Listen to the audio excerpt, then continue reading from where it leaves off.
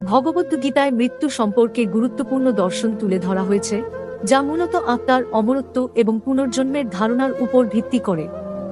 গীতায় শ্রীকৃষ্ণ অর্জুনকে বোঝাচ্ছেন যে মৃত্যু শুধুমাত্র দেহের পরিবর্তন, কিন্তু আত্মা চিরঞ্জীব।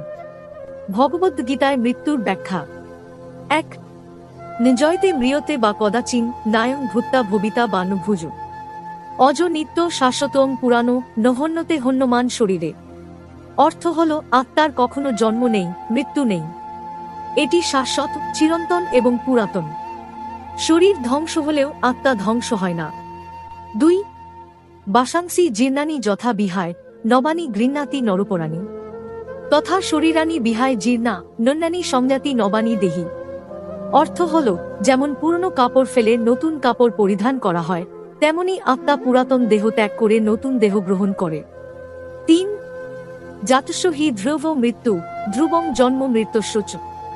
অর্থ হল, যে জন্ম নিয়েছে তার মৃত্যু অবশ্যম্ভাবী, এবং যে মারা গেছে তার পুনর্জন্মও নিশ্চিত। ৪. দেহি নিত্যং বদ্ধং দেহে সর্বস্ব ভারত তস্মাৎ সর্বাণি ভূতানি ন তং শোচিতুমর্হসি। অর্থ হল, আত্মা কখনো ধ্বংস হয় না, তাই মৃত্যু নিয়ে শোক করা উচিত নয়। মূল শিক্ষা: ভগবদ্গীতা মৃত্যুকে ভয় পাওয়ার কিছু নয় বলে বোঝায়। এটি শুধুমাত্র দেহের পরিবর্তন মাত্র, কিন্তু আত্মা চিরন্তন এবং অবিনশ্বর।